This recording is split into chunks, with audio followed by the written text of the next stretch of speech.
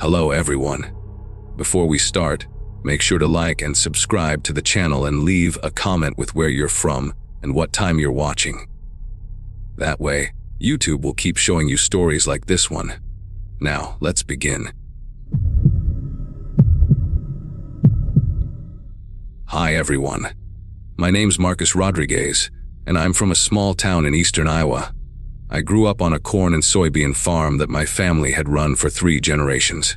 It wasn't anything special, just flat land stretching out forever, with a white farmhouse, couple barns, and silos that always needed painting.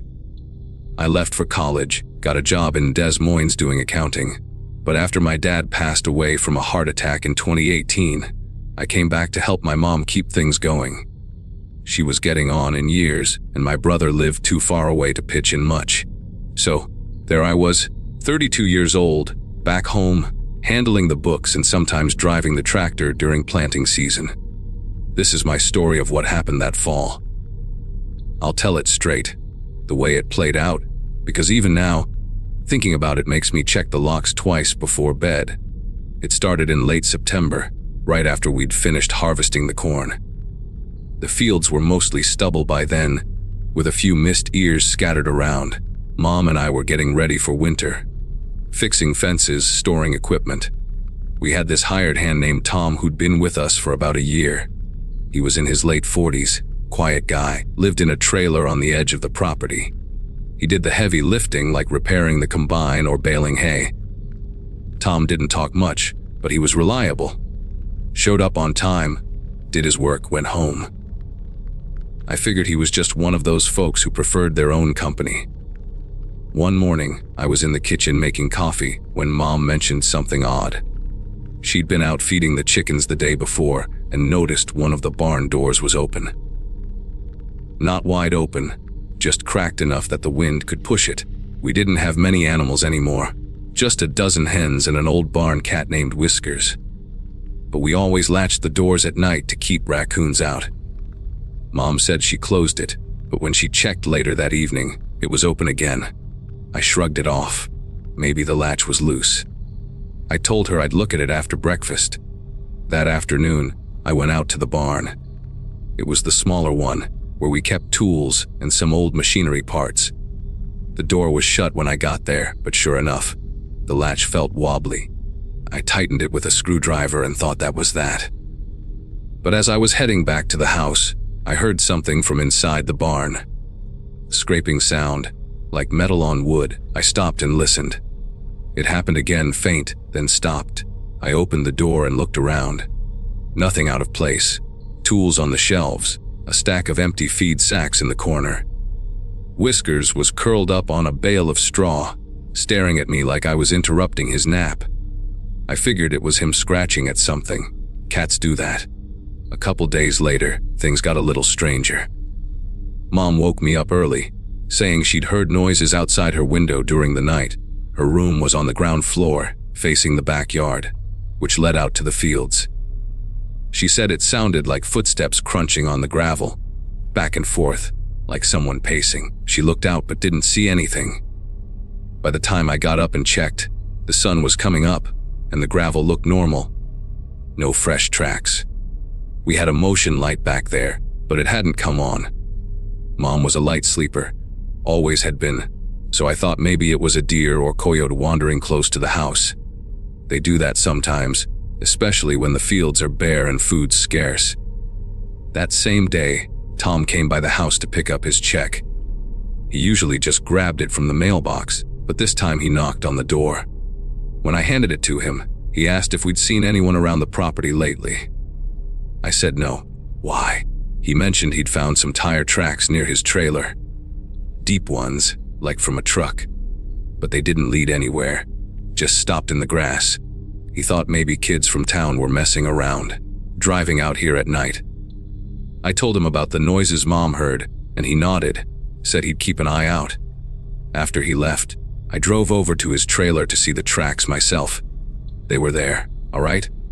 2 parallel ruts in the soft ground, ending about 20 feet from his door. No footprints around them, though. It was weird, but farms get trespassers sometimes. Hunters mostly, or people dumping trash. I called the sheriff's office just to report it, but they said, unless something was stolen, there wasn't much they could do. The next week, the little things started adding up. I'd go out to start the pickup in the morning, and the driver's door would be unlocked, even though I always locked it. Once, the radio was tuned to a different station. Some old country channel I never listened to. Mom found one of her garden tools, a hand trowel, stuck in the ground by the chicken coop, like someone had been digging a small hole and left it there. The hole was maybe 6 inches deep, empty. Whiskers started acting up too, hissing at nothing, for standing on end. One night, he didn't come back to the barn. We found him the next day under the porch, shaking, with a scratch on his side. Looked like he'd tangled with something bigger than a raccoon. I started feeling watched. That's the only way to describe it. I'd be in the field, checking the fence line, and get this prickling on the back of my neck, like eyes on me. I'd turn around, scan the horizon, nothing but empty land. But it kept happening. Mom felt it too. She stopped going out after dark, even to lock up the chickens. Tom mentioned the same thing one day when he was fixing the irrigation pump. He said it felt like someone was following him through the rows, but when he'd look back, the stubble was still. He laughed it off, but his eyes didn't. Then came the night that changed everything. It was mid-October by then, cooler, with the leaves starting to turn. Mom and I had dinner early, soup and sandwiches, and she went to bed around 8. I stayed up watching TV in the living room, some rerun of a crime show. Around 10, the power flickered. Not unusual, storms knock it out sometimes, but the sky was clear that night. It came back on, then went out again. I grabbed a flashlight from the kitchen drawer and headed to the basement to check the breaker box. As I was flipping switches, I heard a thump upstairs, like something heavy falling over. I called out to Mom, but no answer. I figured she'd knocked a book off her nightstand or something. When I came back up, the lights were on, but the back door was open. Not cracked, wide open, swinging a little in the breeze. I know I'd locked it after dinner. My heart started pounding. I grabbed the phone off the counter and dialed Tom's number. He was close enough to come over quick if needed. No answer. I tried again, then called the sheriff. While it was ringing, I stepped outside with the flashlight, shining it around the yard. The beam caught something near the barn, a shape moving low to the ground. I froze. It wasn't an animal, it was too big to deliberate. It slipped behind the silo before I could get a good look. The dispatcher picked up, and I told her someone was on the property. She said a deputy was 15 minutes out. I went back inside, locked the door, and checked on Mom. She was asleep, hadn't heard a thing. I sat in the kitchen with a knife from the block, waiting. 10 minutes passed. Then I heard scratching at the back door, slow, like nails on wood. Not knocking, just scraping. I didn't move. It stopped, then started again lower down.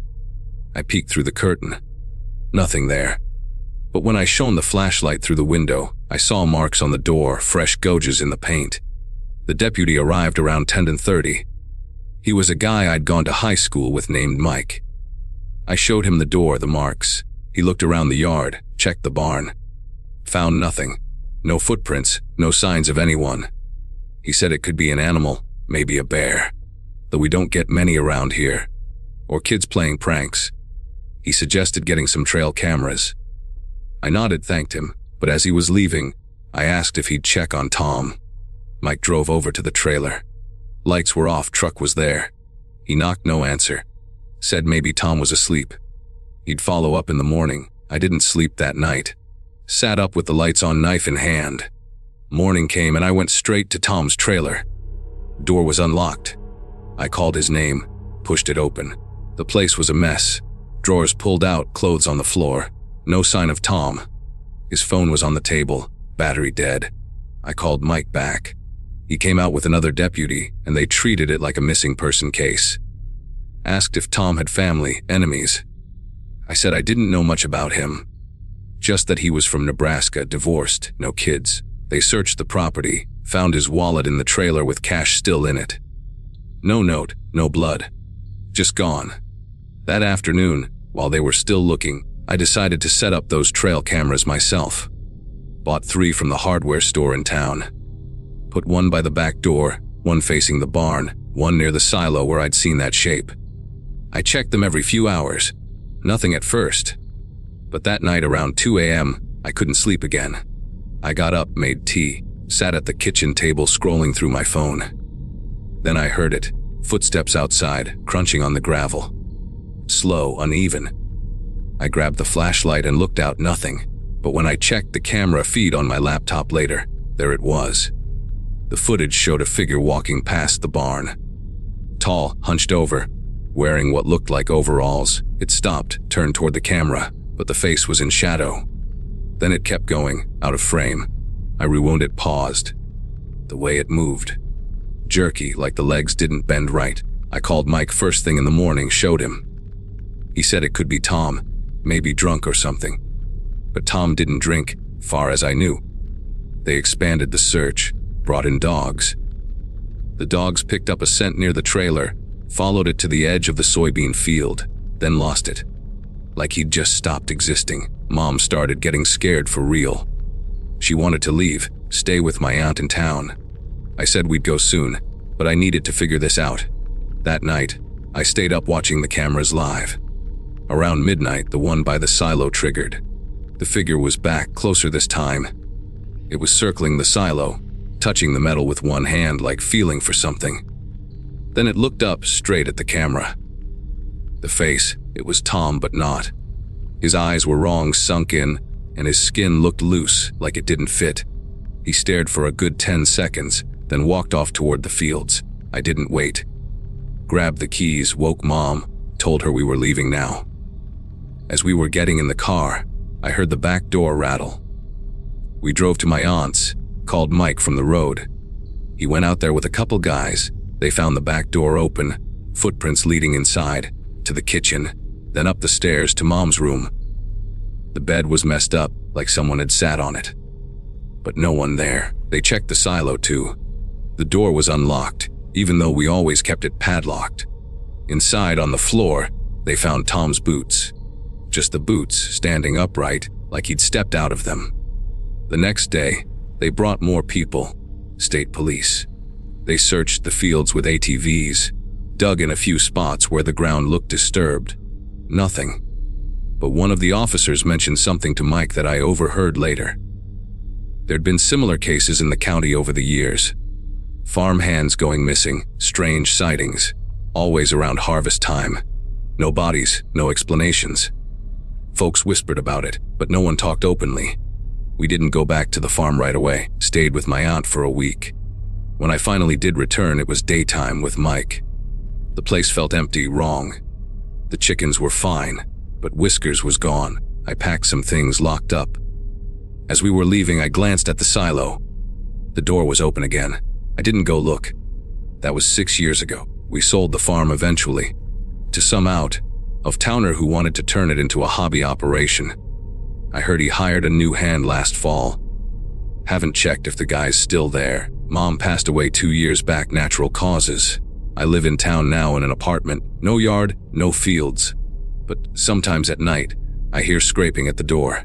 I don't look, I just turn up the TV and wait for morning. If you're out on a farm, especially alone, pay attention to the little things. Doors opening, sounds in the dark. It might be nothing. Or it might be something waiting, patient, until you're ready to see it. I don't know what happened to Tom, or if that was even him on the camera. But I know I got out. Not everyone does. Thanks for listening. Stay safe.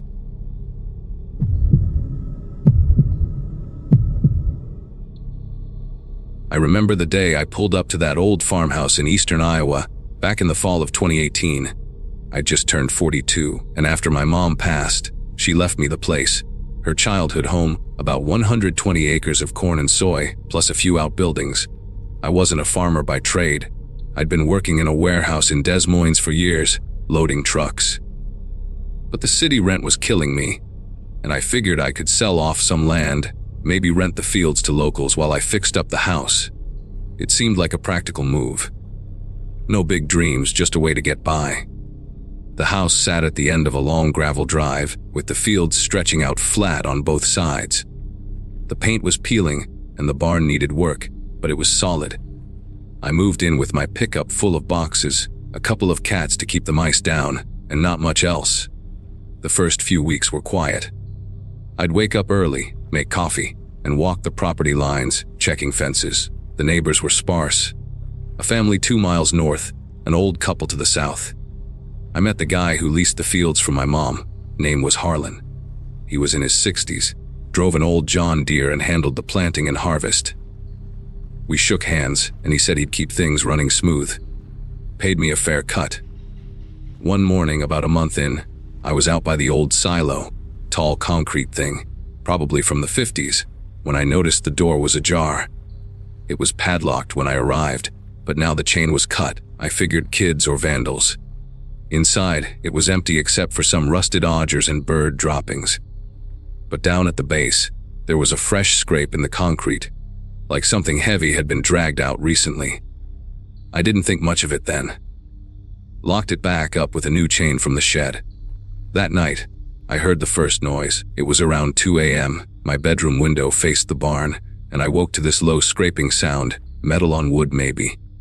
The cats were up, ears perked, staring at the wall. I grabbed a flashlight and went out in my boots and coat. The barn door was shut, but when I shone the light around, I saw tire tracks in the mud. Wide ones, like from a tractor. They led from the drive, circled the barn, and headed back toward the road. Harlan's tractor. But why at night? I called him the next day, casual-like. He said he hadn't been out there. Suggested maybe a joyrider. I let it go. A couple days later, I started noticing the animals. I didn't have livestock, but there were deer that came through the fields and rabbits in the brush. One evening, walking the back fence, I found a deer carcass. Not fresh, killed by a car or hunter. It was gutted clean, organs gone, but the hide was peeled back precise, like someone practiced at it. No bullet holes, no arrow marks, just laid there in the ditch. I buried it shallow, figuring coyotes or something. But the next morning, it was dug up, dragged about 20 feet closer to the house. That unsettled me. Who digs up a dead deer? I started locking the doors earlier, keeping a shotgun by the bed. My mom's old 12 gauge. The noises kept coming, not every night, but often enough. Scraping, sometimes a distant engine hum. One time, I swore I heard footsteps on the porch, slow and deliberate. I yelled out the window, but nothing. In the morning, there'd be boot prints in the dirt, size 11 or so, circling the house. I called the sheriff's office. A deputy came out, took notes, said it was probably trespassers looking for scrap metal. He suggested motion lights. I installed some that week. Things got worse around Thanksgiving. I was alone. No family left to visit. Cooked a small turkey, watched football. That night, the power went out. No storm, just clear and cold. I checked the breaker box in the basement, but it was fine. Outside, the pole transformer looked okay. Then I saw the silo door open again, chain cut clean. I grabbed the shotgun and flashlight, walked over. Inside, same as before, but now there was a smell. Rotten, like bad meat. At the base, a hole had been dug, about 3 feet deep, with dirt piled beside it. Something white stuck out from the bottom. I leaned and shone the light. Bones. Human bones. Looked like a femur and part of a pelvis. Dirt. Caked but fresh enough that bits of tissue clung to them. I backed out fast, heart pounding. Called the sheriff again. This time, 2 deputies and a detective showed up within the hour. They taped off the silo, brought in lights and shovels. By dawn, they'd pulled out a full skeleton, wrapped in old tarp. Male, they said, been there maybe a year or 2. No ID, but the skull had a cracked temple, like from a blow. They asked about my mom. Had she mentioned anything? No, she hadn't, but Harlan stopped by later that day, acting concerned. He mentioned my uncle, mom's brother, who'd lived there with her until he left town. About 3 years back, no one heard from him since. Harlan said he figured my uncle just took off, like some do. The investigation dragged on. They identified the bones as my uncle's through dental records. Cause of death, blunt force trauma. No suspects yet. I started sleeping less, keeping lights on. The noises stopped for a week, then came back stronger. One night, I heard the barn door creak open. I looked out the window, saw a figure, tall, moving inside with a flashlight. I loaded the shotgun, slipped out the back door, circled around quiet. Heart in my throat, I peeked in. It was Harlan, digging through old crates in the corner. He pulled out a small box, pocketed it. I stepped in, gun raised. "What the hell are you doing?" He froze, then turned slow. His face was calm, like I'd caught him borrowing sugar. Said he was looking for tools my uncle owed him. I told him to empty his pockets. Out came a wad of cash, old bills, and a key. Looked like to a safe deposit box. He said it was his, but I knew better. Called the cops right there, kept the gun on him. Turns out my uncle and Harlan had a side business, fencing stolen farm equipment, hiding it in the silo, burying cash around the property. My uncle wanted out, threatened to talk. Harlan killed him with a crowbar during an argument, buried him quick, but he couldn't find all the cash my uncle hid. When I moved in, Harlan started sneaking around at night, digging, watching. The deer carcass. That was him, trying to scare me off, make me think the place was cursed or something. He even cut the power that night to search the silo again. They arrested him the next day, found more evidence in his house. My uncle's watch, blood-stained clothes. Trial was quick, he got life. I sold the farm 6 months later, moved back to the city. But sometimes, at night, I still hear that scraping sound in my head, like something's digging, looking for what's buried. Makes me check the locks twice. Wait, that's not the end. See, after I sold the place, the new owners called me once. Said they found another hole in the silo, more bones. Not human, animal, but arranged weird, like a marker. They asked if I knew anything. I didn't. But it got me thinking Harlan couldn't have done all that alone. He mentioned partners once, in passing during questioning. Who were they, and why arrange bones like that? I don't go back there. Don't want to know. You think that's all?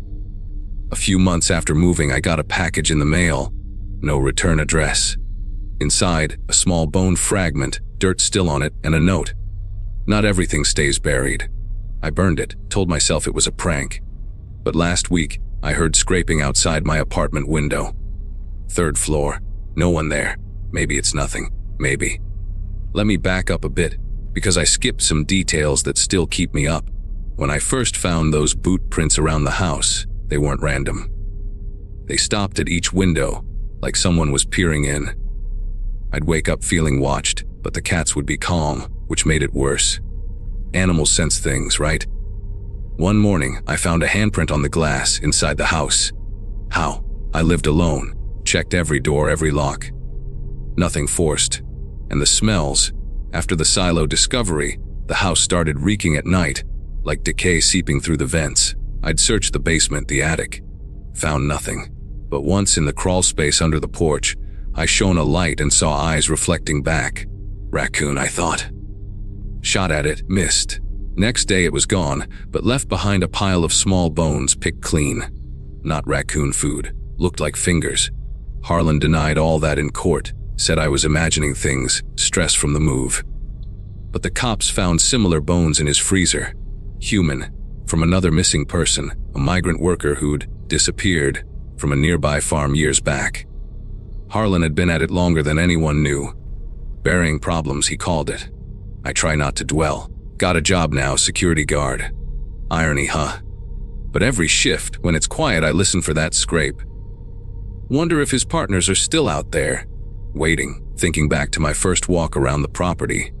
I found an old well boarded up. Peeked through the cracks. Dark, but I heard dripping.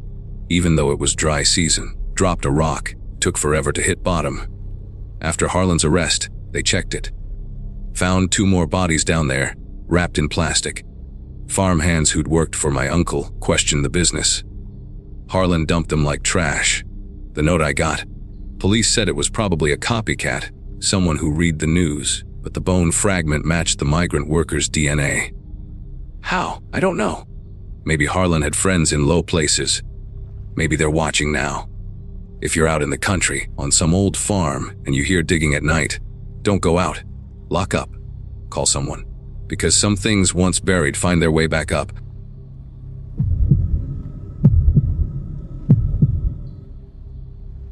Hi everyone. My name's Henry, and, well, I guess I'm here to tell you about what happened to me last year on my family's old farm. It's not something I talk about much, but lately, I've been thinking maybe sharing it could help. Or at least warn somebody. I don't know. Anyway, pull up a chair if you want, because this might take a while. I'll try to keep it straight, no frills, just how it went down. I grew up in eastern Iowa, on a soybean and corn farm my parents ran. Nothing fancy, just flat land stretching out forever, with a white house, a couple barns, and silos that looked like they could touch the clouds on clear days. After college, I moved to Des Moines for a job in accounting. Steady work, nothing exciting. But when my dad passed away 2 years ago from a heart thing, Mom couldn't handle the place alone. She was getting up there, and the farm was too much. So last spring, I quit my job and moved back to help her sell it. Figured it'd take a few months to get everything sorted, list the property, and move her into town. The farm was about 200 acres, mostly fields we'd leased out to neighbors after Dad got sick. The house sat back from the road, with a long driveway lined by those old windbreak trees. Poplars, I think. Behind the house was the main barn for equipment, and further out, a smaller one we used for storage. There was also this old well house near the edge of the woods, boarded up since I was a kid, because the well had gone dry. Mom and I spent the first week just cleaning, going through boxes in the attic, fixing leaks in the roof, that sort of thing. It was quiet work, but it felt good to be doing something useful. One night, maybe a weekend, I couldn't sleep. The house was hot, even with the windows open, and I kept hearing this faint scraping sound outside, like metal on wood, but distant. I figured it was a branch rubbing against the barn in the wind. Mom was asleep down the hall, so I got up, grabbed a flashlight from the kitchen, and stepped out onto the back porch. The air was still, no wind at all. I shone the light around the yard. Nothing. The scraping stopped. I waited a minute, then went back inside. Chalked it up to the house settling or whatever. The next morning, I mentioned it to Mom over coffee. She said she'd heard something similar a few nights before, but thought it was raccoons getting into the trash bins. We laughed about it, and I went out to check the equipment barn. Everything looked normal. Tractors parked, tools on the walls. But when I walked around to the side facing the fields, I saw fresh scratches on the door. Not deep, but like someone had dragged a tool across the wood.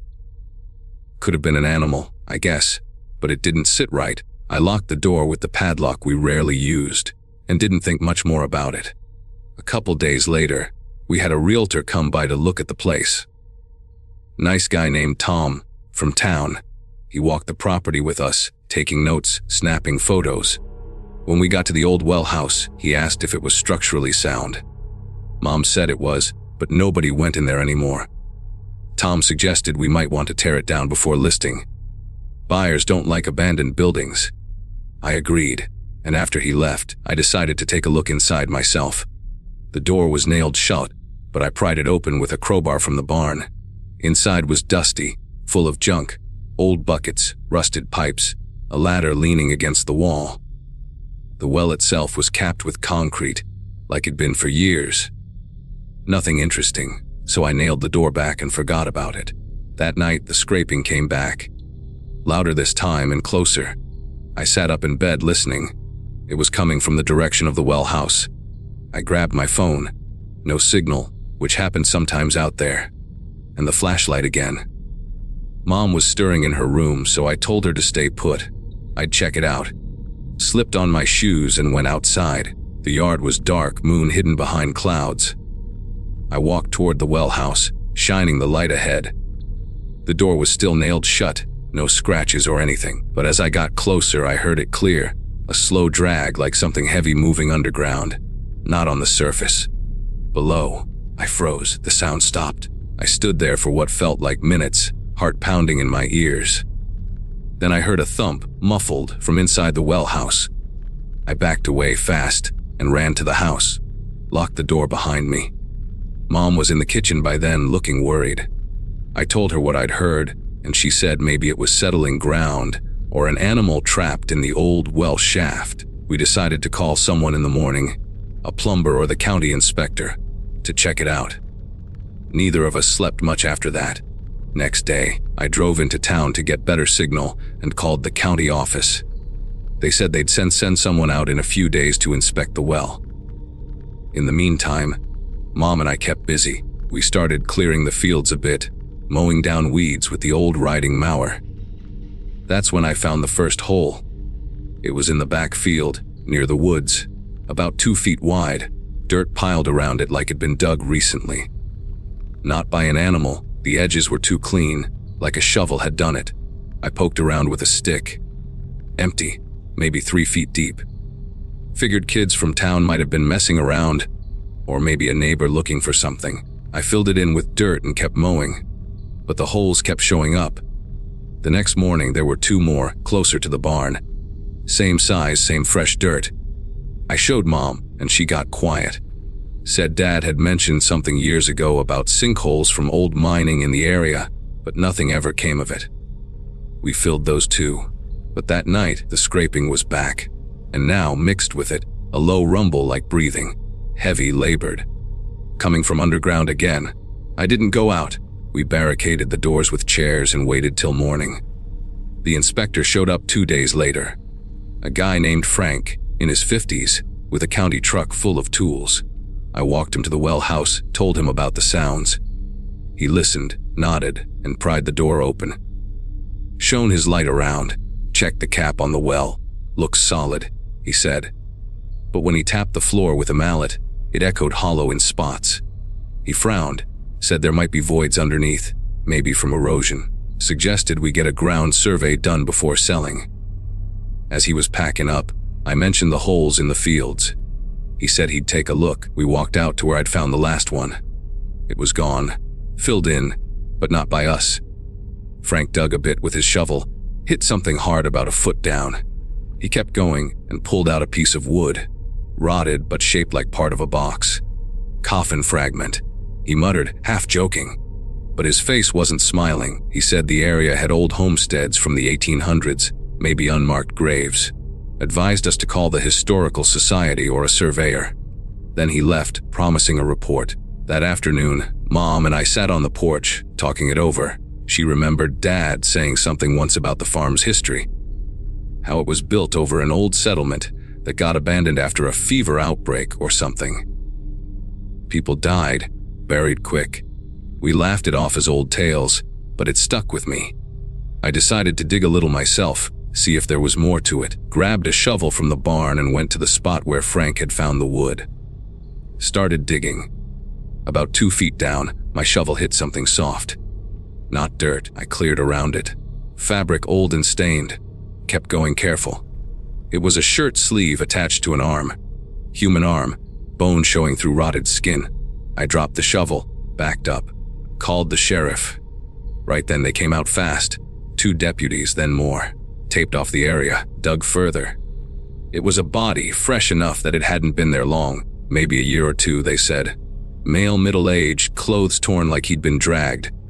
The sheriff questioned us inside. Mom was shaking. I made her tea. They asked if we'd seen anyone suspicious, any trespassers. We hadn't. But then one deputy mentioned similar cases. Bodies found in fields around the county over the years, transient workers mostly. No connections, cases cold. They searched the property that night with lights and dogs.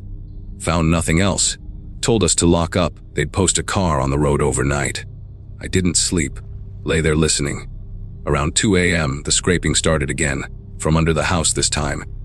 Slow, deliberate, like nails on wood, but deeper. I got up, went to Mom's room. She was awake too. We sat in the kitchen, lights on, waiting. The sound moved, like it was circling below the floorboards. Then a thump from the crawl space under the house.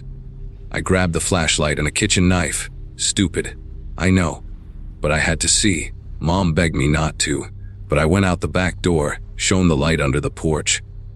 The access panel to the crawl space was ajar. Wood splintered like it'd been forced. I called out, "Who's there?" No answer. The scraping stopped. I backed inside, locked the door. Called the deputy on the road. He came up, checked under the house. Empty, but he found fresh dirt tracks leading from the fields to the panel. Said it looked like someone had been digging tunnels or something. Old mines, maybe, but his face said he didn't believe that. The next day, they brought in more people. State police, forensics. They surveyed the ground with machines, found voids everywhere. Tunnels hand-dug, connecting the well house, the barns, the fields. Some old, some new. Like someone had been living under the farm for years, expanding a network. They found tools down there. Shovels, picks, even a sleeping bag in one chamber. And bones. Old ones from way back, mixed with newer stuff. Clothing scraps, a wallet from a missing person case 5 years ago. That's when it hit me. The sounds, the holes. They weren't animals or settling. Someone had been down there, watching us, moving at night. Coming up through the well house or the crawl space. Burying bodies in the fields when they needed to. The sheriff thought it was a vagrant, maybe mentally ill, using the old settlement tunnels as a hideout. Killing drifters who wandered onto the property, or anyone who got too close. That night, they set up a perimeter, waited. Mom and I stayed inside, doors locked. Around midnight, the scraping came back, loud from the well house. We heard shouts outside, flashlights beaming. Gunshots. They caught him. A man, filthy, in his 60s maybe, clawing out of a hole near the woods. He'd been living down there since the 90s, they said. Escaped from a hospital upstate, history of violence. Thought the farm was his, buried people to protect it. He'd been watching us since we moved back, digging closer to the house. They took him away, sealed the tunnels. Mom and I sold the farm quick, moved to an apartment in town. But sometimes at night, I still hear that scraping. Like it's under the floor, waiting. I know it's in my head, but... yeah, that's what happened. Be careful out there on those old farms. You never know what's beneath them.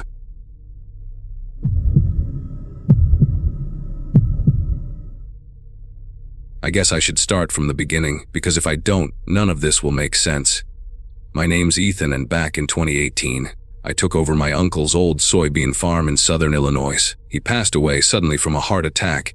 No kids of his own, so it fell to me. I was 32 at the time, working a dead-end office job in Chicago, and honestly, the idea of starting over sounded better than it probably should have. My husband, Mike, was on board. He'd always talked about getting out of the city. We sold our condo, packed up, and moved in that fall.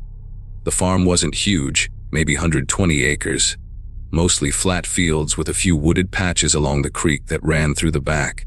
The house was a 2-story farmhouse, built in the 40s, with creaky stairs and a kitchen that still had the original linoleum floor. Out back was a big pole barn for equipment, a couple of grain bins, and an old silo that hadn't been used in years. Uncle Ray had let things go toward the end. The fields were overgrown with weeds, and the barn was full of junk. Rusted tools, empty feed sacks, that sort of thing. We figured we'd fix it up slow, maybe hire some help for planting season. The first few months were quiet. We'd wake up early, have coffee on the porch, watch the sun come up over the fields. Mike handled most of the heavy work, clearing out the barn while I dealt with paperwork for the estate. I remember those days feeling peaceful, like we'd finally found a place where life slowed down. No traffic, no neighbors banging on walls. Just us and the land. It started small, the kind of thing you brush off. One morning in late November, I went out to the barn to grab a ladder. Mike had been organizing shelves the day before, stacking boxes neatly. But when I opened the door, a couple of those boxes were knocked over, contents spilled across the floor. Old manuals, bolts, nothing valuable. I figured maybe a raccoon got in, or the wind through a crack. I picked it up, didn't think much more about it. A week later, it happened again. This time, tools were moved. Mike's hammer, which he always left on the workbench, was on the ground by the tractor. And the tractor itself. The key was in the ignition, like someone had been about to start it. Mike swore he hadn't touched it since the weekend. We joked about it being Uncle Ray's ghost, but it didn't feel funny. That night, lying in bed, I heard something. A faint scraping sound from outside, like metal on wood. Mike said it was probably the barn door shifting in the wind. I let it go. As winter set in, the cold made everything feel isolated. Snow blanketed the fields, and we'd drive into town maybe once a week for supplies. The house got drafty, so we spent more time inside, but I'd still check the barn daily, just to make sure nothing was freezing up. One afternoon, I found footprints in the snow. They started from the edge of the woods, circled the barn, then disappeared back into the trees. Human prints, boot-sized but uneven, like whoever made them was dragging one foot. I followed them a bit into the woods, but the snow got deeper, and I turned back. Told Mike when he got home from town. He grabbed his shotgun, and we walked the property together. Nothing. No more prints, no signs. We decided it was a hunter, maybe cutting through our land. Posted some no trespassing signs the next day. But the noises kept coming. At night, mostly. I'd wake up around 2 or 3 a.m. to what sounded like footsteps in the attic above our bedroom. The attic was just storage, boxes of Uncle Ray's old clothes, holiday decorations. We checked it, found nothing disturbed.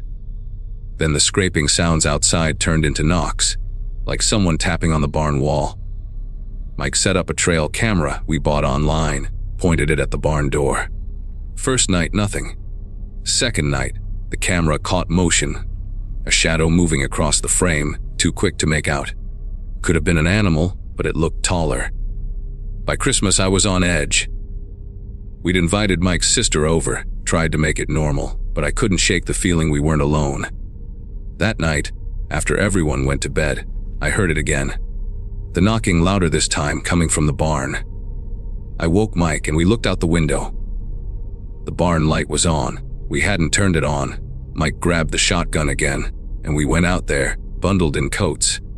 The door was ajar, even though we'd locked it. Inside, the light bulb was swinging slightly, like it'd just been bumped. And on the workbench, there was a half-eaten apple. Fresh, with bite marks. Mike's face went pale. We searched the barn, behind the tractor, up in the loft. Empty.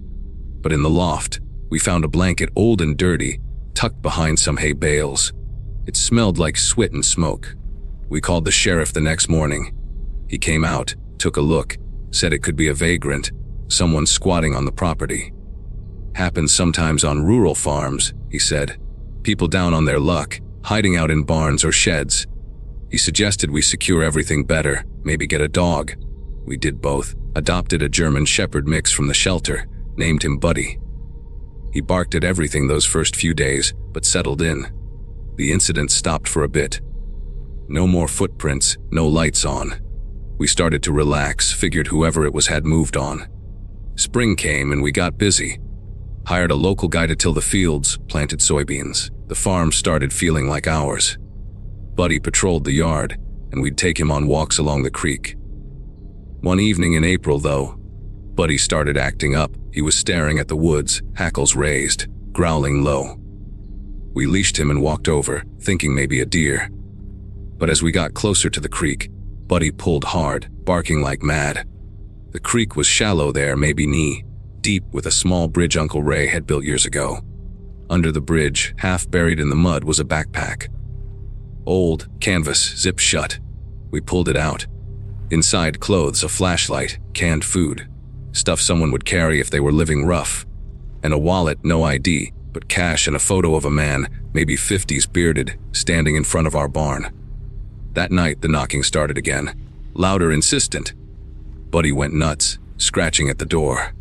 Mike loaded the shotgun, and we stayed up, lights on. Around midnight, we heard the barn door creak open. Mike went out first, me behind with a flashlight, Buddy on leash. The barn was dark, but we heard movement inside, shuffling, like someone shifting position. Mike called out, "Who's there? Come out now." Silence. Then a cough, wet and ragged, from the loft. We climbed up slow. Buddy was pulling, growling. In the corner behind the hay was a man. Thin, dirty, wrapped in that blanket we'd found before. He looked up, eyes wild, and I recognized him from the photo. He didn't move, just stared. Mike kept the gun trained, told him to get down. The man stood, hands up, muttering something about the farm being his. Said his name was Earl, that he'd worked for Uncle Ray years ago, lived in the barn after losing his house. Uncle Ray let him stay, he claimed, in exchange for odd jobs. But after Ray died, he had nowhere else. The sheriff came back, arrested him for trespassing. Earl didn't resist, just kept saying the farm was home. We thought that was it, problem solved. But as they took him away, he looked right at me and said, "There's more, under the floor." We didn't know what he meant, figured it was ramblings.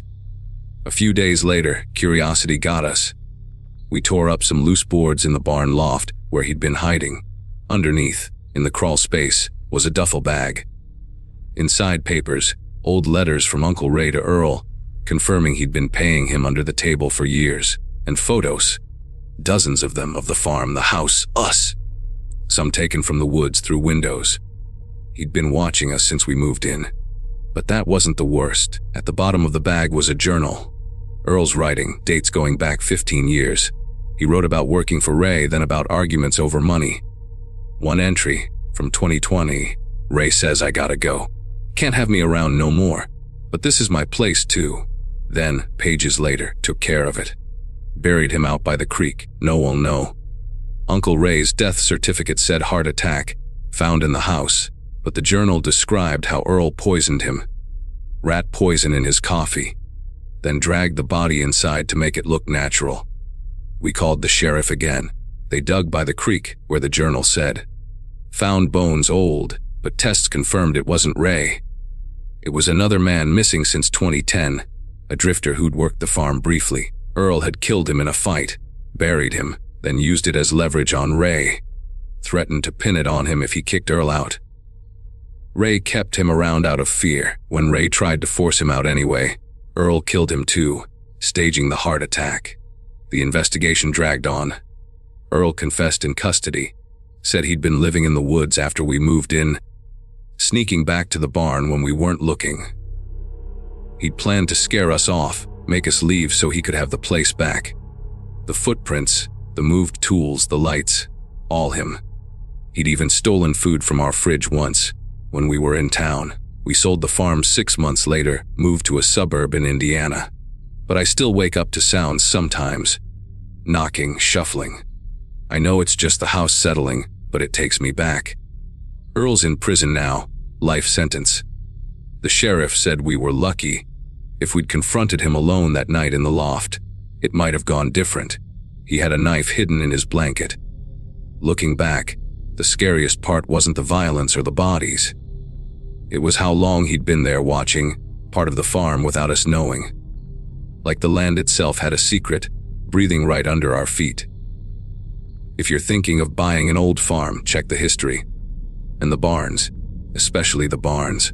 You never know who's made it home. Wait, I should tell you more about how it felt, day by day, because that's what sticks with me. After we found the backpack by the creek, I couldn't go near the woods anymore. I'd stand on the porch, staring at the tree line, wondering if eyes were staring back. Mike tried to act tough, but I saw him double, check locks every night, sleep with the shotgun by the bed. Buddy helped, but even he would whine sometimes, like he sensed something wrong. The journal, we read it all, couldn't stop. Earl wrote about everything, what he ate, mostly scraps from our trash after we arrived, how he avoided the trail cam by climbing the barn's back wall. He described watching us through the house windows, me cooking dinner, Mike fixing the truck. One entry said, "The woman's nice looking. Reminds me of Ray's sister." That was my mom. It made my skin crawl, knowing he'd been that close. During the dig by the creek, they found the bones wrapped in an old tarp. The sheriff let us know later it was blunt force trauma. Skull cracked. Earl had hit the drifter with a shovel during an argument over tools. Then he lived with it, right there on the property for years. Ray knew, according to the letters, but was too scared to report it. Paid Earl to stay quiet, let him live in the barn. It explained why Ray never hired help, why the farm ran down. He was trapped. After Earl's arrest, reporters came around. Local news ran a story, hidden horror on Illinois' farm. We didn't talk to them. Moved out quick, left most of the furniture, the new owners. I heard they tore down the barn, planted over the creek area. Good for them. But here's what keeps me up. Earl said there might be more bodies. In interrogation, he hinted at others, transients who'd passed through, arguments that got out of hand. They searched the property with dogs, ground radar. Found nothing else, but sometimes I wonder if they looked hard enough. Farms like that have so many hidden spots. Ditches, old wells, thickets where no one goes. If I close my eyes, I can still hear that cough from the loft, see his face in the flashlight beam. Dirty beard, hollow cheeks, eyes that didn't blink enough. He smiled when he saw us, like we were old friends. "Finally found me," he said. That's when Mike cocked the shotgun. I survived it, we both did. But it changed how I see quiet places. Farms aren't just land, they're full of history, secrets buried deep. And sometimes, those secrets don't stay buried. If you're out there on one, listen close at night. If something feels off, trust it. Get out before it finds you. Let me back up a bit, because I skipped over the part that really built the fear. After the trail cam caught that shadow, we started sleeping in shifts. Mike would stay up till 2 a.m., me after. One night my shift, I was in the kitchen with coffee, Buddy at my feet.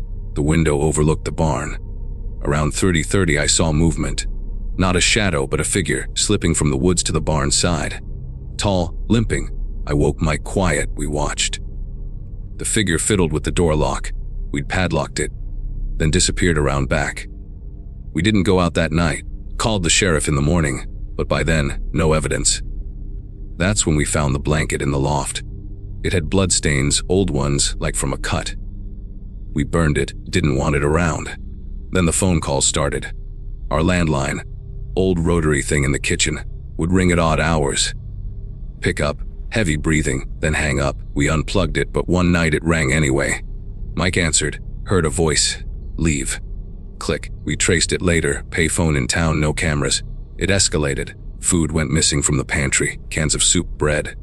We'd locked the house, but somehow, then, Buddy got sick, threw up, listless.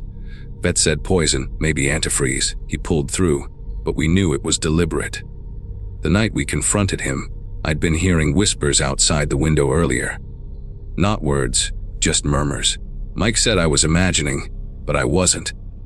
When we climbed the loft, Earl was sitting there, eating from a can of beans he'd stolen. The knife was in his boot. Sheriff found it later. During the trial, Earl testified. Said the farm was his after Ray died, that we were intruders. He described planning to handle us like the others. Wait for one to be alone, use the shovel. The jury didn't take long. We're okay now, mostly. Mike and I talk about it sometimes, over dinner. But I check doors twice, keep lights on. Farms seem peaceful, but they hide things. People like Earl blend in, become part of the landscape. If you hear knocking, don't ignore it. Could be the wind, or not. I think that's all. Took a while to get it out, but there it is. My story, believe it or don't, but it happened. Stay safe out there.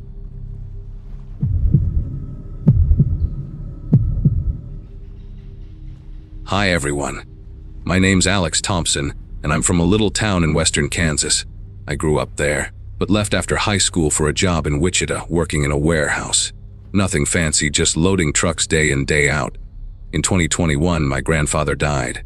He was 87, went in his sleep, and left me his farm. It was about 150 acres, mostly weed and some pasture for cattle he didn't keep anymore.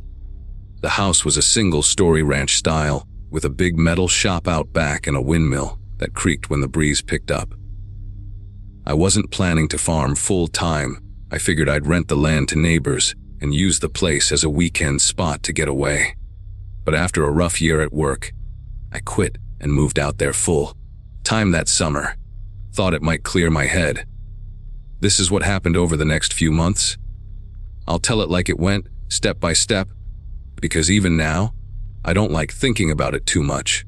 The farm sat off a county road, maybe 5 miles from the nearest neighbor. Grandpa had lived alone since Grandma passed in the 90s, and he'd let things go a bit. The fields were okay, but the house needed paint, and the shop was full of old parts and tools. I spent the first couple weeks cleaning up. I'd drive into town for groceries, chat with folks at the co-op who remembered Grandpa. They said he was quiet toward the end, kept to himself. One guy, an old-timer named Bill, Mentioned Grandpa had some stories from the Depression era, but nothing specific. I nodded and moved on. The first thing that felt off was about a month in. I'd been working in the shop, organizing shelves, and left a wrench on the workbench before heading inside for dinner. Next morning, it wasn't there. I looked around, figured I'd misplaced it. Found it later that day under the workbench like it'd fallen. No big deal. But then it happened with other stuff. A hammer one day, a can of oil the next. Always small things, always turning up somewhere nearby. I thought maybe I was getting forgetful from the quiet. The farm was dead silent at night, no city noise, just crickets and the occasional coyote howl. One evening, I was out walking the fence line at dusk, checking for breaks. The sun was setting, turning the wheat golden. I saw something in the distance near the old windmill. Looked like a person standing there, still as a post. I stopped, squinted. It was too far to make out details, but it didn't move. I called out, "Hey!" No response. Started walking toward it, but by the time I got halfway, it was gone. No sign anyone had been there. The ground around the windmill was dry grass, no footprints.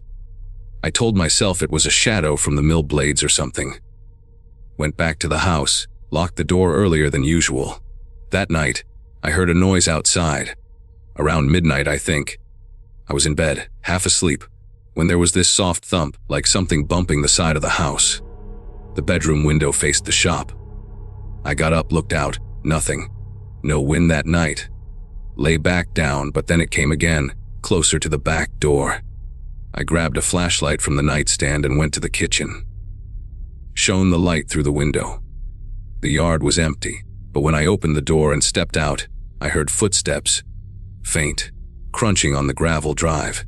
They stopped when I swung the beam around. Called out again, "Who's there?" Silence. Went back inside, bolted the door. Didn't sleep much after that. Next morning, I checked the gravel. There were marks, partial shoe prints, size maybe 10 or 11, leading from the road to the shop, then back. Not deep, like someone walking light. I followed them to the shop door. It was unlocked. I know I'd padlocked it the day before. Inside, nothing missing, but a shelf was disturbed. Some cans shifted. I locked it again, tighter this time. Drove into town that afternoon, bought a couple motion lights from the hardware store. Installed them on the house and shop. Figured if it was kids or a drifter, the lights would scare them off. For a few days, it was quiet. The lights came on once or twice, probably animals. I started feeling better, got back to work on the fields, rented a tractor from the co-op to disc the ground for fall planting. But then, one afternoon, I was out by the windmill again, fixing a loose panel. Dug a little to set a post, and my shovel hit something hard. Not rock. I cleared the dirt. It was a metal box, rusted about the size of a shoebox. Pried it open. Inside were papers, yellowed, and a stack of old bills, 20s and 50s from the 1950s, maybe $1,000 total. Also a newspaper clipping from 1958 about a bank robbery in Salina. 2 men hit the place, got away with 20 grand, never caught. One suspect was described as looking like Grandpa in his younger days. Tall, dark hair. I sat there staring at it. "Grandpa?" A robber didn't make sense. He was a farmer his whole life. I took the box inside, hid it under the sink. That night I couldn't stop thinking about it, looked up the robbery online. Articles said the money was never recovered. One robber was shot and died, the other vanished. Police thought he went west, maybe changed his name. Grandpa moved to Kansas around then, from Nebraska. Coincidence? I didn't know, but it explained why he was so private, why he never talked about his past. 2 nights later, the motion lights kicked on around 1 a.m. I woke up, looked out. Nothing visible. But then I heard digging, shovel sounds, distant, from the direction of the windmill. I grabbed my phone, called the sheriff's office. Dispatcher said a deputy was 20 minutes out. I waited inside, watching. The digging stopped after a bit. When the deputy arrived, guy named Ramirez. I showed him the spot. There was a fresh hole about a foot deep, right where I'd found the box. No one around. He took notes, said it could be someone metal detecting or hunting artifacts. Asked if anything was missing. I didn't mention the box. He left, told me to call if it happened again. After that, I started researching more. Found old family records online, Grandpa's birth certificate from Nebraska, but no records before 1957. Like he appeared out of nowhere. The robbery money was marked, but most of it never surfaced. What if he buried the rest on the farm? That box was just a sample. Maybe someone else knew. A relative of the dead robber or an old accomplice. I started checking the property myself, poking around old buildings. Found nothing. The digging came back a few nights later. This time, closer near the shop. Lights on, shovel sounds clear. I didn't call right away. Grabbed Grandpa's old rifle from the closet. It was a .22, nothing heavy, and went out the back door quiet. Crept toward the shop. The digging stopped when I got close. I circled the building, rifle up. Saw a figure, man-shaped, dark clothes. Dark behind the shop. "Stop," I yelled. He ran toward the fields. I fired once in the air. He kept going, disappeared into the wheat. I didn't chase. Called the deputy. They came out, searched with flashlights. Found footprints leading to the road, then tire tracks. Pickup, maybe. No plate. From then on, I barely slept. Kept the rifle loaded by the bed.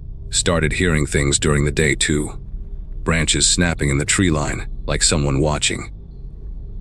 Once, I was in the house making lunch, and the front door knob turned slow. It was locked.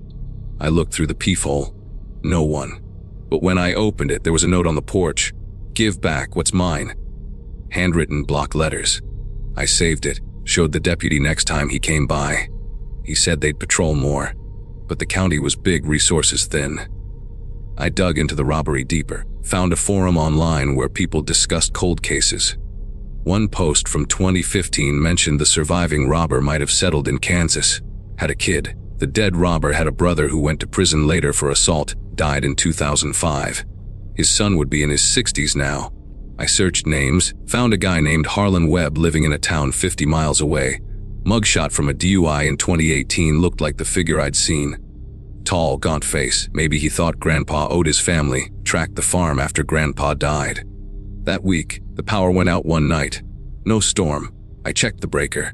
Fine. Outside, the pole by the road had wires cut. Someone did it deliberate. I used my phone flashlight, sat in the living room with the rifle. Around 3 a.m., the back door rattled, like someone testing the lock. Then a window in the kitchen shattered. Glass hit the floor. I yelled, "I have a gun!" Footsteps outside. Running. I fired through the broken window blind. Heard a grunt, then a truck start up on the road. Called 911.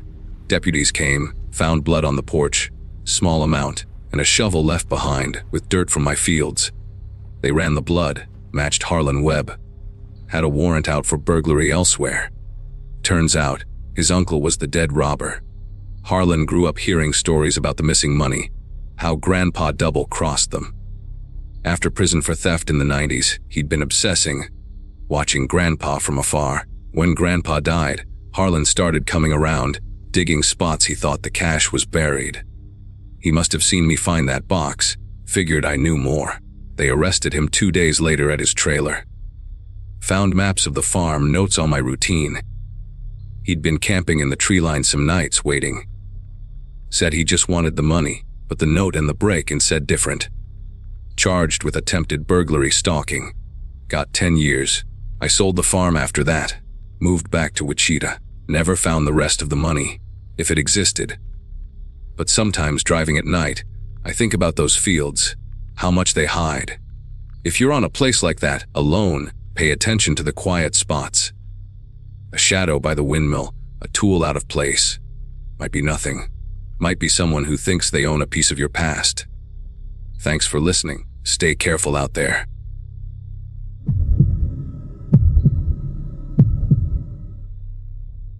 Hi everyone, my name's Michael, and I'm from a small town in central Nebraska. I grew up there, but after high school, I moved to Lincoln for college and ended up staying for a job in a bank handling loans. It was steady work, nothing special. In 2022, my aunt passed away. She was 68, cancer got her quick, and she left me her farm. It was about 80 acres, mostly alfalfa and some corn, with a few cows she kept for milk. The house was a simple one, story with a basement. and there was a machine shed and a hay barn out back. I wasn't sure what to do with it at first. I had an apartment in the city, no real farming experience. But rent was going up, and I thought maybe I could commute or rent the fields out while I fixed the place up to sell. That fall, I took a leave from work and moved in to sort things out. This is what happened over those next few months. I'll tell it the way it unfolded, because looking back, it's the small things that added up, and by the time I saw the whole picture, it was almost too late. I got there in early October. The leaves were turning, and the air had that crisp smell. The house was clean enough. Aunt Linda had kept it tidy, but the basement was cluttered with boxes of old clothes and canning jars. The fields were harvested already. A neighbor named Dale had handled that for her the last couple years. He lived a mile down the road, ran his own place with his wife and son. I met him when he stopped by to drop off her share of the crop money. He was in his 50s, friendly enough. Said he'd be happy to keep leasing the fields if I wanted. I thanked him and said I'd think about it. The first week, I focused on the house. Sorted through her things, donated some to the church in town. The cows, there were 4, needed milking twice a day, so I learned that quick from a YouTube video and a call to the vet. It wasn't hard, just routine. One morning, though, I went out to the barn and found one of the cows down. She was lying in her stall, breathing heavy, eyes rolled back a bit. I called the vet right away. He came out, checked her over, said it looked like bloat from bad feed maybe. Gave her some medicine, and she perked up by evening. He asked about the hay. I said it was from the stack in the barn, same as Aunt Linda used. He nodded, said to watch the others. I threw out that bale just in case. A couple days later, I noticed something with the water. I was filling the trough for the cows, and it had this faint smell, like metal or something chemical. Tasted off too. Bitter on the tongue. The well was out by the shed. An old hand dug one with a pump. I figured maybe the filter needed changing. Called a plumber from town. He came out, tested it, said the levels were fine, no contamination. Suggested flushing the lines. I did that and it seemed better for a bit. That weekend, Dale came by again. Brought over some apple pie his wife made. Said it was a welcome thing. We talked on the porch. He asked how I was settling in, if the cows were okay. I mentioned the one that got sick. He frowned. Said he'd had a calf go down similar last year, but it passed. Offered to help if I needed. I appreciated it. Being out there alone, it was nice to have someone nearby. Nights got longer as fall went on. I'd make dinner, watch TV in the living room. The signal was spotty, but I had DVDs. One night around 10, I heard a pump running outside. The well pump. It kicked on sometimes, but this was steady, like it was drawing water nonstop. I went out with a flashlight. The spigot by the barn was open, water gushing into the trough, overflowing onto the ground.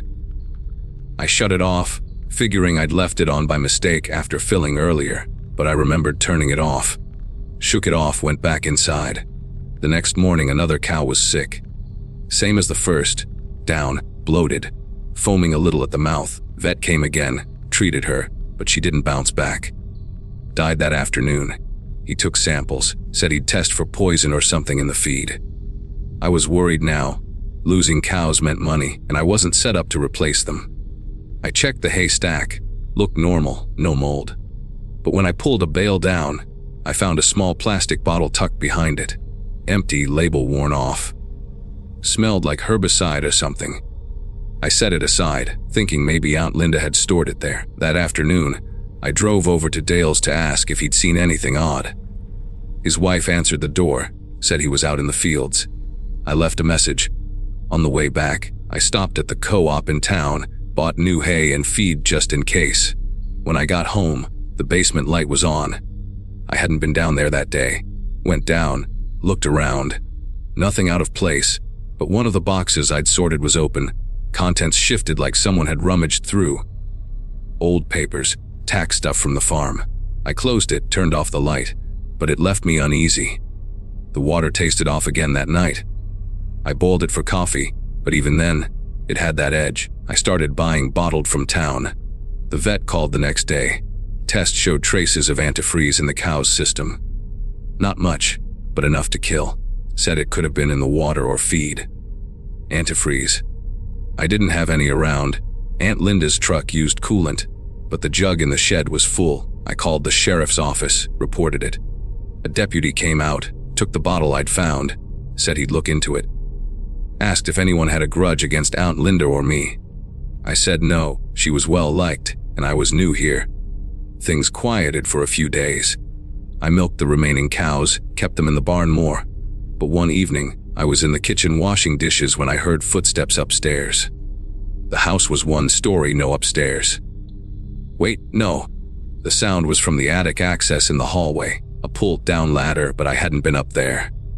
I grabbed a broom, pulled it down slow, climbed up, flashlight in hand. The attic was dusty insulation and a few trunks. One trunk was open. Aunt Linda's photo albums, pages flipped like someone had been looking. I closed it, came down, heart beating faster. Locked the house tight that night. The deputy called back. The bottle had residue of glyphosate, common weed killer, but mixed with something sweeter, like to attract animals. No prints, said it could be kids messing around or an accident. I didn't buy it. That night I couldn't sleep. Lay there listening to the house creak. Around 2 a.m., the well pump started again. I got up, looked out the window. The spigot was on, water running. But this time, I saw a shadow move by the barn, quick, toward the fields. I called the deputy direct. He said he'd swing by in the morning. Morning came and the third cow was sick. Same symptoms. Vet put her down to end it. Now only one left. I was losing sleep, checking doors every hour. Dale stopped by that afternoon, asked about the cows. I told him what happened. He shook his head, said that was rough, offered to buy the last one off me, take her to his place. I said maybe, but not yet. I started parking my car in the shed at night, out of sight. One morning, I went out and found the tires slashed. All 4 clean cuts with a knife. No one around. Called the sheriff again. They came, took photos, said it looked personal now, asked about neighbors. I mentioned Dale, but said he seemed nice. They said they'd talk to him. That night I heard the pump again. Didn't go out. Instead, I watched from the window. Saw the shadow, taller, moving, deliberate. It went to the well, did something, then to the barn. I dialed 911 quiet, whispered what I saw. Dispatcher said units were on the way, stay inside. While waiting, I went to the basement for Aunt Linda's old shotgun. Unloaded, but I had shells.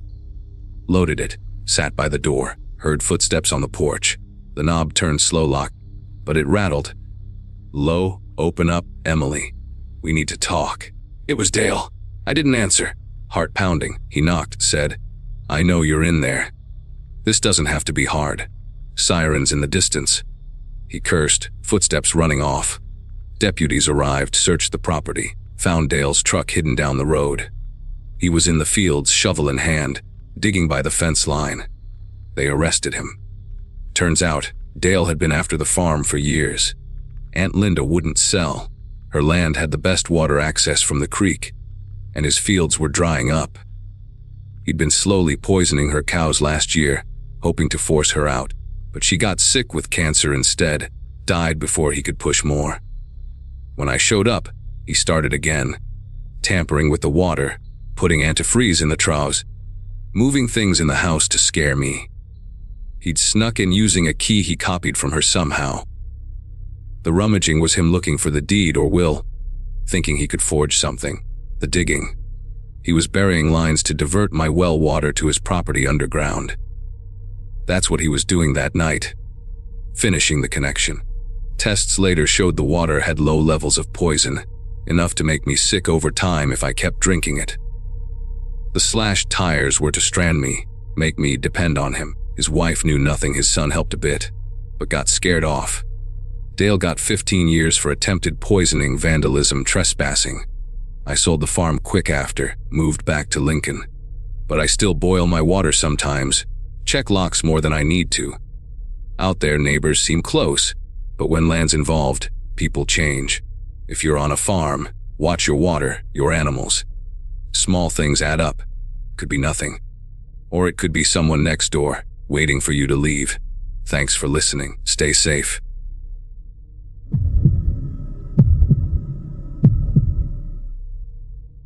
Hi, folks.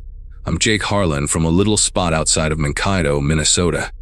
I grew up in the suburbs up north, worked construction for years, framing houses mostly. Back in 2020, right when everything shut down, I lost my job and figured it was time for a change. My wife and I split the year before, no kids, so I had nothing tying me down. I scraped together what I had and bought this old dairy farm dirt cheap at auction. It was 90 acres, with a brick house from the 30s, a milking parlor that hadn't seen cows in decades, and fields gone to seed. The realtor mentioned the previous owner, an old guy named Ellis, had lived there alone till he died in his sleep at 82. Heart gave out, they said. I didn't ask much more. The price was right, and I planned to fix it up, maybe run some beef cattle eventually. Moved in that June. What happened over the next year? Well, I'll walk you through it, because if I don't lay it out step by step, it might not hit the same way it did me. First couple months were all work. I cleared brush from the fences, patched the roof on the house, got the well pump running steady. The place was quiet, which I liked after the city noise. Nearest neighbor was a mile away, an older couple who waved when they drove by, but kept to themselves. I set up a workshop in the old milking parlor. Big concrete floor, good for tools. One afternoon, I was in there sorting nails when I noticed a loose panel in the wall. It was one of those metal sheets screwed over the old stanchions where cows used to stand. I pried it off, thinking I'd find wiring or something. Instead, there was a small crawl space, maybe 3 feet high, running along the back wall. Dusty, full of cobwebs, but in the corner sat a metal ammo box, the kind from Army surplus. I pulled it out, opened it up. Inside were papers, old tax forms from the 80s, a few faded photos of Ellis with a woman I figured was his wife, and at the bottom, a key ring with 2 keys. One looked like for a padlock, the other smaller, maybe a safe. No note, nothing else. I set it aside, figured it was junk he'd stashed and forgot, locked the box in my truck toolbox for now. That night, I cooked burgers on the grill out back, sat on the porch till dark. Around 11, as I was turning in, I heard a truck on the county road slow down, then speed up again. Happens sometimes, folks, getting lost. But it stuck with me, because the next morning, when I went to feed the stray cat that hung around, I saw tire tracks in the soft dirt by the driveway. They pulled in about 20 feet, turned around, headed out. No footprints. I shrugged it off, could be someone turning around. But later that day, while mowing the yard, I found a cigarette butt near the parlor door. Fresh, still smelled like smoke. I didn't smoke. Picked it up with a rag, tossed it. Started locking the parlor at night after that. A week went by fine. I drove into town, got supplies, even talked to the neighbor, Mr. Klein, about leasing some field for hay. He mentioned Ellis was a recluse, didn't have visitors much after his wife died in the 90s. Cancer, he thought. I nodded, didn't press. Back home, I decided to see what those keys fit. The small one didn't match anything in the house. The padlock key opened an old shed out by the pasture. Empty except for rusted buckets. Nothing special. That evening, I was in the kitchen washing up when the power flickered. Not the whole house, just the lights dimming for a second. Checked the breaker box in the basement. Fine. Went outside with a flashlight, looked at the pole by the road. Wires looked okay. But as I walked back, I heard a door creak. The parlor. It was shut when I left. I pushed it open slow. Tools were where I left them, but the ammo box. I'd brought it inside to look at the papers again. Was on the workbench, lid open. Papers scattered a bit. My skin went cold. I hadn't touched it since morning. I searched the place top to bottom that night. House, parlor, shed. Nothing. Doors were locked, windows latched. I told myself maybe I'd moved the box and forgot, but I knew better. Slept with a baseball bat by the bed. Next day, I installed a cheap camera from the hardware store, the kind that records to a card, pointed at the parlor door. Checked it every morning. First few days, nothing but deer wandering through. Then, on a Thursday night, it caught something. Around 2 a.m., a figure walked into frame. Dark jacket, hat pulled low. Stopped at the door, tried the handle. Looked around, then slipped out of view toward the back. Camera didn't catch more. In the morning, I found the back window jimmied, but not broken. Like they'd tried but gave up. Heart rate up now. I called the sheriff's office, showed the deputy the footage. He said it looked like a prowler, maybe checking for scrap metal or tools. Farms get hit sometimes. Suggested better locks and a dog. I got both. A chain for the window, and a lab mix from the shelter named Max. He barked at everything those first nights, but settled. The prowling stopped, or at least the camera didn't catch it. I started sleeping better, focused on work. Planted some corn in a small plot to test the soil. One afternoon, digging post holes for a new fence, my auger hit metal. Not deep, maybe 2 feet. I shoveled around it. A small safe, rusted but intact. The key from the ammo box fit, cash about $5,000 in hundreds wrapped in plastic. And papers, deeds but not for the farm. Old ones for land nearby, dated '85. And letters handwritten, one from Ellis to someone named Roy. The deal's done. Money's buried where we said. Don't come back. Another from Roy. You owe me more. I'll collect. Postmarked 92. It clicked slow. Ellis had some side deal. Maybe land flip or something shady. The cash was part of it. Roy, whoever he was, might be the prowler, thinking more was hidden. I took the safe inside, locked it in the basement closet. Didn't tell anyone yet. Wanted to check records first. Drove to the county office next day. Looked up the deeds. They were for a parcel Klein now owned. Sold by Ellis in '86 for cheap. Roy's last name was in the letters, Bennett. Searched online. Roy Bennett died 1995, car accident. But he had a son, Travis, in his 50s now, living in St. Cloud. Mugshot from a 2015 arrest for theft. Looked familiar, tall, thin face. That night, Max growled low around midnight. I got up, looked out. Camera feed on my phone showed nothing, but Max paced by the back door. I grabbed the bat, opened the door a crack. Max bolted out, barking toward the fields. I followed with the flashlight. He stopped at the edge of the corn plot, sniffing. Ground was disturbed, fresh dirt turned over, like someone dug quick and left, hole about a foot deep. They were searching. I called Max back, locked up. Didn't sleep. Next morning, I found a note under the wiper on my truck. Hand over the rest, or else. Block letters, no prints probably. I called the deputy again, showed him everything. The safe letters, note. He ran Travis Bennett warrant out for probation violation, said they'd check his place. But Travis wasn't home. Neighbor said he left days ago in a truck. Deputy posted a car on the road that night. Quiet. 2 nights later, power went out for real. No flicker. Whole house dark. I checked the breaker, tripped. Flipped it back, but it tripped again. Outside, Max barking wild. I loaded the shotgun I bought after the first break and try. Kept it in the closet now. Stepped out front. Truck headlights on the road, then off. Footsteps in the gravel. I racked the slide, yelled, "Stop right there!" A voice, "Easy, Harlan. Just want what's mine. Travis." I knew. He stepped into the flashlight beam, hands up, but one held a pry bar. My dad buried that money with Ellis. Half's ours. I kept the gun on him. Sheriff's coming. But my phone was inside. He laughed quiet. Ellis killed him. You know. Pushed his car off the road after an argument. Buried evidence here. I found the spot last year, but old man was still alive. Now it's open. Max lunged, but I held him. Travis swung the bar at the dog. I fired, missed on purpose, into the ground. He dropped it, ran for the road. Truck spat off. Sheriff caught him next day at a motel. Had maps of my farm, shovel in the truck. Confessed to the prowling digging. Said his dad and Ellis fenced stolen goods back in the day. Equipment, cash from heists. Argument over a split led to the accident. Ellis covered it. Buried Roy's share on the farm. Travis grew up hearing it. Waited till Ellis died to search. He'd been watching me since I moved in, sneaking at night, moving things to rattle me, hoping I'd leave. They dug where he said, found old tools rusted and a wallet with Roy's ID. No body, accident was real, but Ellis tampered maybe. Travis got 8 years for stalking, breaking in. I kept the cash. Finders keepers, sheriff said, since no claim. Sold the farm last year, moved to a condo in the city, but nights when it's quiet, I hear gravel crunch, check the door.